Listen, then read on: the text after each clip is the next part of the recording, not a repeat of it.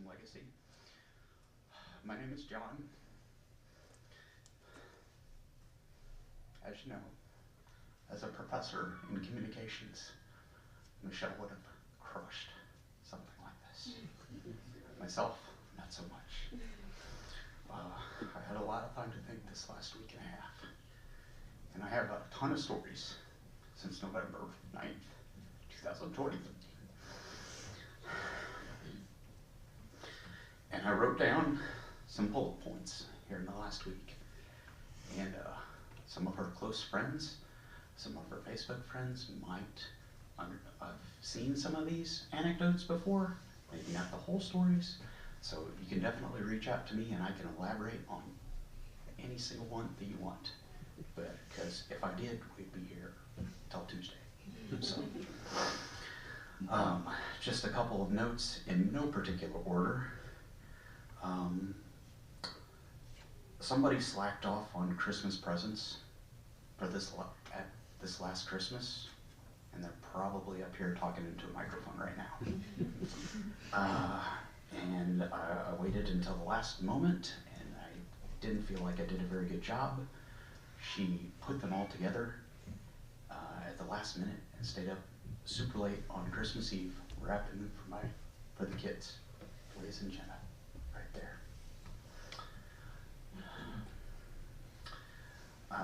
I said the bullet points, and I'm going in and elaborating, so I will just hit a couple things. At her job that she just started in Dodge City at DC3 in August, we were in the general area. We were in Garden City. It's a town about 45 minutes away, and we stumbled onto a walk-ons, which is a Louisiana, LSU, New Orleans days. And she's like, how is there walk-ons in the middle of Kansas? This is not anywhere close to Louisiana. So obviously we had to go there. And we went there more than once, even though we weren't out there all that long.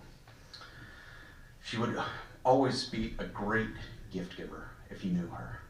So she helped, she bought my son Blaze, our son Blaze, the Jordan tracksuit that he was wearing in September for Christmas. My daughter Virginia,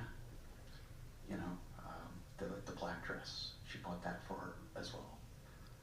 She got these white tennis shoes that I'm wearing, so same deal. The tie, she's like, that would go great with your shirt, with your purple shirt. I was like, well, I know what I'm wearing. So I didn't have a coat, so I had to get this yesterday, so I wasn't that prepared. So, fortunately, Men's Warehouse to the rescue. So, she loved food, Oreos, chocolate, special kinds of dill pickles. When she had something she really liked, that was it. There was no substitutions. She always made efforts to be at Blaze and his flag football games, Jenna's basketball games, soccer games. She was always there. In fact, she was always there. She was coming back to Kansas City every weekend in August. 5-hour drive, 6-hour drive, one way. On Friday, going back on Sunday. No days off. From August all the way through Christmas time, when she finally got a 5-6 week break. So, when she cleaned, she didn't like to clean. I don't like to clean, but when she cleaned, it was spotless. When it was done, it was immaculate. I had just moved into my house when I met her. It was a typical guy's house, single guy house. There's like nothing. Like we didn't have a kitchen table. She arranged to get all of that stuff, and she helped us over that first month furnish that house. The kids' rooms, their beds, dressers, clothes, the whole thing. You can't forget about the Roush Mustangs. So, she had one in the past. It had gotten totaled in a car accident. We were going to get her a brand new one this year. We had it kind of already picked out. The guy was holding it for us. And I'm going to tell you, if you want to see some photos, it's a pretty badass car. She adopted a ton of students over the years. She called them her kids. that was one of the hardest things I had to do, was reach out to those kids that I'd never met that were in different areas that she had taught often. She would do volunteer stuff. There's an app, I believe it's called Be My Eyes, but it's for people with visual disabilities. And her phone would ring, and somebody that needed help identifying something, you know, she had a mom with a baby and helped change a diaper over the phone. Somebody she hadn't met, who knows where on earth they were located. Literally could have been anywhere. But I am not familiar with that app, but I'm about to be ready to do that. So, one story that I'm going to elaborate on just a little bit is one she didn't get a chance to tell anybody. On Tuesday morning, the day before her birthday, she had 3 classes, 7:30, 9:30, and 11. And 3 different sections of the exact same class.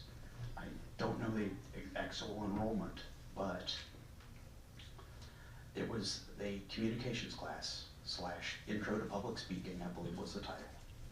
So she had these college kids, mainly a bunch of 18 to 21-year-olds, and they had to introduce themselves to the class. I don't recall the exact criteria, or she would call the rubric, I believe, in an academic side of what they were supposed to accomplish, but name where you're from and those type of things. She had roughly a dozen students between the 3 different sections of that class that said they specifically took up and they looked on that class specifically for her as a professor, because somebody that they knew had taken that class the semester before, her very first semester at Dodge City, or DC-3. One of them was like a boyfriend.